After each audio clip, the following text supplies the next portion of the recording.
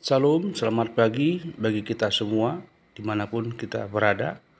Hari ini Sabtu 19 April 2025 kita akan mendengarkan firman Tuhan.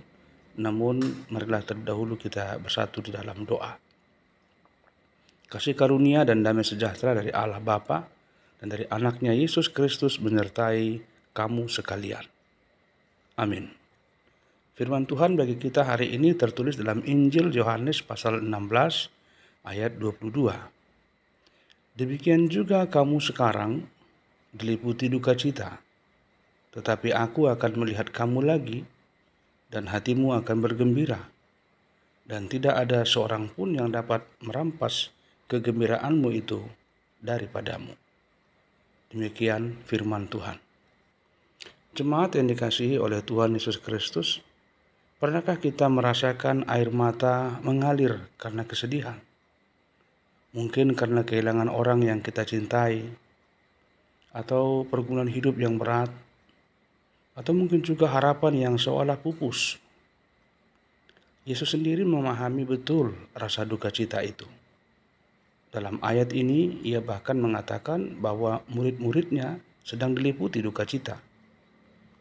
Kita mungkin bertanya, mengapa orang percaya juga mengalami kesedihan?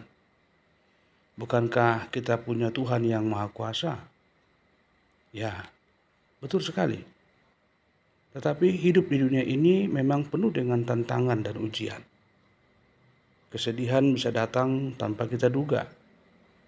Namun ada satu hal yang sangat indah dan menjadi penghiburan besar bagi kita dalam ayat ini, yaitu bahwa Yesus berjanji, tetapi aku akan melihat kamu lagi dan hatimu akan bergembira. Bayangkanlah, Yesus tidak meninggalkan kita dalam kesedihan. Ia berjanji akan datang kembali dan kedatangannya kelak akan menghapus setiap air mata. Duka cita yang kita rasakan sekarang tidak akan kekal. Akan ada saatnya kita bertemu muka dengan Tuhan. Dan bukan hanya sekedar bertemu, tapi hati kita akan dipenuhi dengan kegembiraan yang tak terlukiskan. Kegembiraan yang bukan hanya sementara, bukan hanya senyuman di bibir, tetapi sukacita yang mendalam di dalam hati. Lebih dari itu, Yesus memberikan janji yang luar biasa. Ia mengatakan, dan kegembiraanmu itu tidak akan diambil daripadamu. Kegembiraan yang kita terima dari perjumpaan dengan Kristus, sukacita keselamatan yang kita miliki tidak akan pernah hilang. Dunia boleh mencoba merampasnya. Masalah boleh datang silih berganti, tetapi sukacita sejati di dalam Kristus adalah kekal. Lalu apa artinya ini bagi kita hari ini? Dalam setiap kesedihan, ingatlah janji Tuhan. Ada pengharapan yang pasti di dalam Kristus. Air mata kita hari ini akan digantikan dengan sukacita abadi. Dan yang kita renungkan pertama, teguhkanlah hati dan iman kita. Jangan biarkan duka cita meruntuhkan keyakinan kita kepada Kristus. Pegang erat janjinya. Kedua, teruslah hidup dalam pengharapan. Sebagai orang percaya, kita memiliki masa depan yang gemilang bersama Kristus.